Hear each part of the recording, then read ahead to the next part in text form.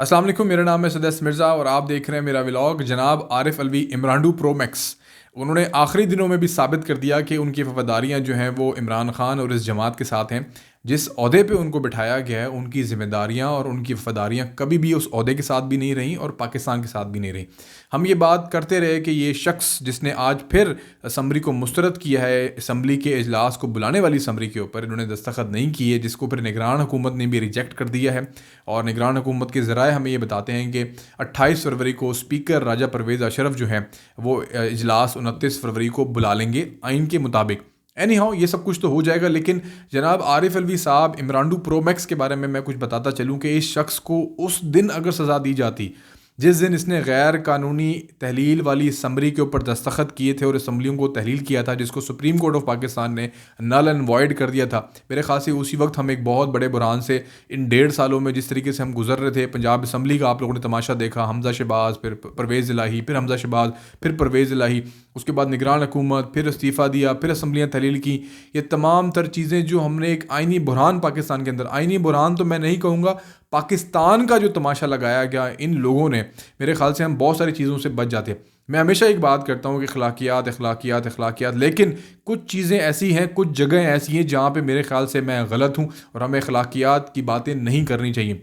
ये लोग अखलाकियात की ज़बान समझने वाले नहीं हैं। इनके साथ जो है आपको आहनी हाथों के साथ, बल्कि आनी आते नहीं बल्कि छित्तर के साथ इन लोगों के साथ जो है निपटना पड़ेगा।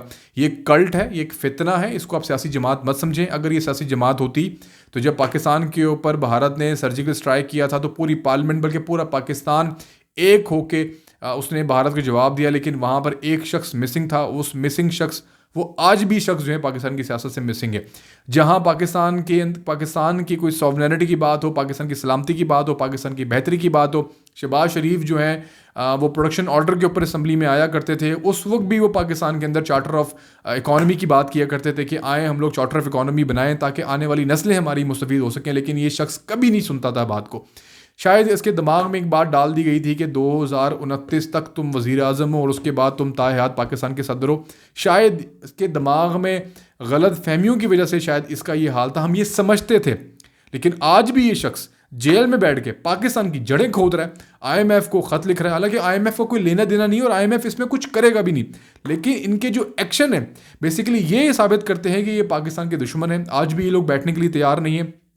आज़ाद उम्मीदवार जो इनके जीते हैं, इनको जब ये पता था कि ये लोग आज़ाद इलेक्शन जीत रहे हैं और इन्होंने मुत्तहदा मजलिस वाहिद जो MWM है, मुत्तहदा वाहिद मुस्लिमीन, उसकी इन्होंने अगर पार्टी की ऊपर इन्होंने अपनी आज़ाद उम्मीदवारों को जमा करवाना था या सुन्नी इत्तेहाद काउंसिल के पार्टी फॉरम के ऊपर इन्होंने अपने अगर आज़ाद उम्मीदवार को पार्लियामेंट में जमा करवाना था, तो फिर इन्होंने सुन्नी इत्तेहाद काउंसिल के जो रिज़र्व्स अरकान हैं आपने मखसूस नशस्तों के क्यों जो है ना लिस्टें उनको जमा नहीं करवाई, आपने MWM की लिस्टें जमा क्यों नहीं करवाई।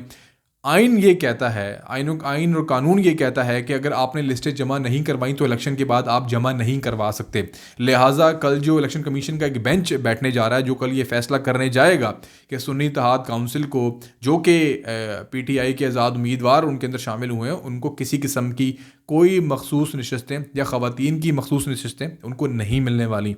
कल ये फ़ैसला होने के लिए जा रहा है। इसी वजह से समरी जो है वो दस्तखत करने से इनकार किया हुआ है प्रेसिडेंट ऑफ पाकिस्तान ने। तो मेरे ख्याल से आने वाला कल का दिन जो है वो ये बात बिल्कुल क्लियर कर देगा कि अगर आपने लिस्ट, क्योंकि कानून ये कहता है आगे, अगर कानून, अच्छा मज़े की बात बताऊँ आपको कि जब ये PTI गवर्नमेंट में थी तो उस वक्त PTI को ये कहा गया था कि आप इस कानून के अंदर तब्दीली लेकर आएँ। अगर कोई जमात इलेक्शन से पहले लिस्टें जमा ना करवाए तो उसको इलेक्शन के बाद भी जमा करवाने की कोई मोहलत या कोई तब्दीली की मोहलत जो है वो उसमें रखी जाए। अगर क्योंकि वो लोग एक अकड़ के अंदर थे, वो समझते थे कि हमने शायद सदा इस मुल्क के ऊपर हुकूमत करनी है, हमें कोई हटा नहीं सकता, हमारी असल में उनकी बात हुई हुई थी, जो ये बातें करते हैं ना कि साड़ी गल हुई है, असल में इमरान खान साहब की गल हुई हुई थी। तो इसलिए शायद वो ये समझते हैं कि उनको ये आने वाले जो दुश्वारियाँ हैं ये इनको नहीं पेश आनी थी। लेकिन प्रॉब्लम ये है कि ये लोग प्लान C के ऊपर काम करते रहे। वो जिब्रान जो है इनका सोशल मीडिया का हेड, वो जाली फॉर्म 45 जो है उसको बनाने में उसकी ज़्यादा मेहनत लगती रही, वहाँ वो ज़्यादा मसरूफ़ रहा, इसलिए शायद वो इन कानूनी पहलुओं के ऊपर काम नहीं कर सके।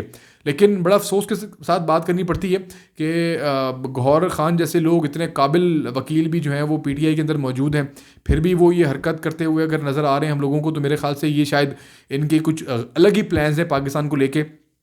एनी हाउ पाकिस्तान चल रहा है। वज़ीर आला 2 सूबों के अंदर मुंतखब हो चुके हैं, मज़ीद 2 सूबों के अंदर वज़ीर आला भी मुंतखब हो जाएंगे, सदर पाकिस्तान भी आ जाएंगे, वज़ीर आज़म पाकिस्तान भी आ जाएंगे। ये मुल्क चलता रहेगा। लेकिन जो करने वाले काम है ना, वो अब आप सुने क्या करने वाले काम है। आपको सबसे पहले तो सदर पाकिस्तान जो भी मौजूदा हमारे सदर पाकिस्तान है, इनका कोई सद्देबाब करना पड़ेगा आपको। इन्होंने जो हरकत की हैं, जिस तरीके से एक फेडरेशन के अहदे को जिस तरीके से इन्होंने अपनी ज़ात और अपनी पार्टी के लिए इस्तेमाल किया, इसका अगर आप सद्देबाब नहीं करेंगे तो मेरे ख्याल से आप फिर ये अखलाकियात की बातें करना बंद कर दें और इस पाकिस्तान के साथ खेलने वालों को मज़ीद खेलने का मौका दें। अगर आप ये काम नहीं कर सकते, पार्लियामेंट पे शलवारें लटकाने वालों को, पीटीवी पे हमला करने वालों को, पार्लियामेंट पे हमला करने वालों को अगर सजाएं नहीं दी गई, इसीलिए आप आज तक ये सब तमाम तर चीज़ें भुगत रहे हैं। जहाँ तक इस कल्ट की बात है, तो मैं अल्हम्दुलिल्लाह मैंने पिछले एक दो सालों के अंदर जो मैंने गुफ्तगू की है, मेजॉरिटी जो है उसकी जो है मैं कहूँगा कि वो सच साबित हुई हैं। आप मेरे पिछले प्रोग्राम्स निकाल के देख लें, उन तमाम तरह प्रोग्राम्स के अंदर मैंने जो बातें की हैं वो ऑलमोस्ट 95% बातें सच हुई हैं। आप मुझसे एक और बात दिखवा लें। आज एक और बात मैं कहने जा रहा हूँ। इंशाल्लाह ताला अल्लाह के हुक्म से अगर ये 5 साल गवर्नमेंट पंजाब में मरीम नवाज़ एज़ अ वज़ीर आला निकाल गई और 5 साल शहबाज शरीफ एज़ अ वज़ीर आज़म मुल्क में निकाल गए, तो इस फितने का ख़ात्मा हो जाएगा।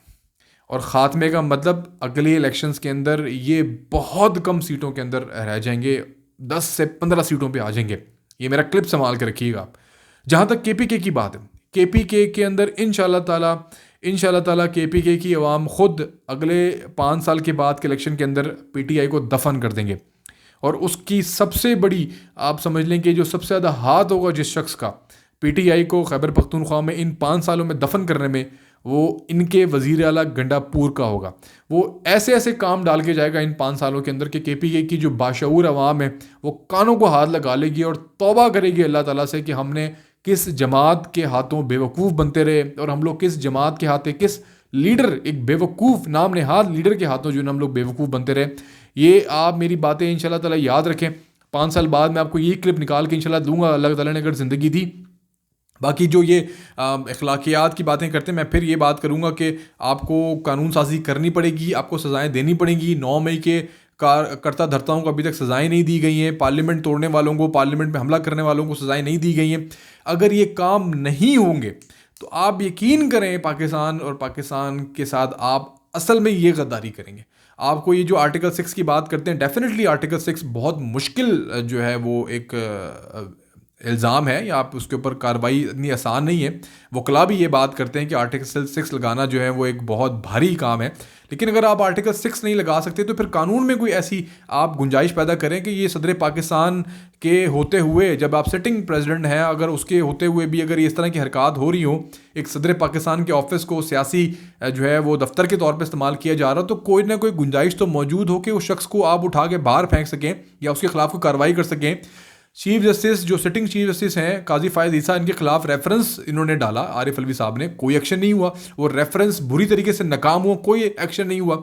इस तरह बहुत सारे ऐसे वाक़यात हैं जिसके अंदर आरिफ अलवी ने क्लियरली अपना जो है वो स्टांस एक पार्टी के सदर के तौर पर उन्होंने लिया, लेकिन कोई एक्शन नहीं हुआ क्योंकि उनको इस्तिस्ना हासिल थी। आप कुछ नहीं कर सकते उनके खिलाफ। तो मेरे ख्याल से इस कानून के ऊपर कुछ नज़रसानी करनी चाहिए कि प्रेसिडेंट ऑफ पाकिस्तान अगर अपने दफ्तर को सियासी दफ्तर के तौर पर इस्तेमाल करे तो उसका कोई ना कोई सदेबाब तो मेरे ख्याल से होना चाहिए। इंशाल्लाह ताला आने वाले वक्त के अंदर हम बहुत बेहतरीन जो है वो मामला देखेंगे, बहुत बेहतरीन हालात देखेंगे। मरीम नवाज़ का आज पहला दिन था, ज़बरदस्त तकरीर रही उनकी, और मैं कहूँगा कि बहुत अच्छी उनकी पॉलिटिकल जो है वो आज स्ट्रगल के तौर पे जो है हमें सामने नज़र आई। और जिस तरीके से उनका पहला दिन था, जितना वो एक्टिव नज़र आई, अगर आने वाले इन 5 सालों में अगर वो इसी तरीके से, इन 60 महीनों में अगर वो इसी तरीके से हमें नज़र आई, तो मेरे ख़्याल से पंजाब की वाकई में जो है वो तकदीर बदलने वाली है। और बल्कि मैंने तो आज एक ट्वीट भी किया था कि पंजाब की अवाम बाकायदा आज जो है वो 2 रकात नफिल अदा करे, क्योंकि हमें बुज़दार से छुटकारा मिला है और हम मरीम नवाज़ तक आए हैं। लेकिन मरीम नवाज़ बिल्कुल एक फ़्रेश है इस ओहदे के लिए, लेकिन जिस तरीके से वो काम कर रही हैं और जिस तरीके से उनकी कुछ प्रोग्रेस और उनकी रिपोर्ट्स और उनका होमवर्क, बेसिकली मैं कहूँगा कि चीफ़ मिनिस्टर बनने से पहले जो वो होमवर्क करके आई है, उससे तो यही लग रहा है कि शायद पंजाब की जो है वो तकदीर बदलने वाली है। लेकिन मैं फिर ये कहूँगा कि 5 साल इन दोनों को, शहबाज शरीफ को और मरीम नवाज़ को, भरपूर तरीके से, मैं सिर्फ भरपूर तरीके से बात करूंगा, भरपूर तरीके से किस तरीके से वो आप सब जानते हैं अच्छी तरीके से, पाकिस्तान में जितने भी रहने वाले लोग हैं। तो मेरे ख्याल से इस फितने का भी खात्मा होगा और पाकिस्तान के तमाम तर मसाइलों का भी खात्मा होगा, इस दुआ के साथ कि पाकिस्तान फलता फूलता रहे, ये आबाद रहे, शाद रहे, ये तरक्की याफ्ता पाकिस्तान बने, जिसकी ख्वाहिश अगर जो शख्स मुझे पिछले 6-7 साल से सुन रहा है तो वो ये बात जानता है कि मैं हर वीडियो के अंदर ये बात करता हूँ कि हमारी सिर्फ एक ख्वाहिश है कि पाकिस्तान को उस मकाम तक लेके जाएं जिसका ये सही हकदार है। तो आने वाला वक्त जो भी होगा वो हम मिलकर इंशाल्लाह ताला देखेंगे और इस गवर्नमेंट की जो भी चीज़ें होंगी अच्छी बुरी दोनों के ऊपर बात करेंगे। अगर कोई गलत काम होगा तो उसके ऊपर तनकीद भी करेंगे, लेकिन हाँ, अगर कोई शख्स बदतमीज़ी करता है, गलीज़ प्रोपेगेंडा करता है, अखलाक से गिरी हुई हरकत करता है, या कोई आप कह सकते हैं कि तूफ़ान बदतमीज़ी सोशल मीडिया पे या कहीं भी किसी जगह पर भी जो है वो करता है, तो मेरे ख्याल से उसकी भी सख्त सज़ाएं देनी चाहिए।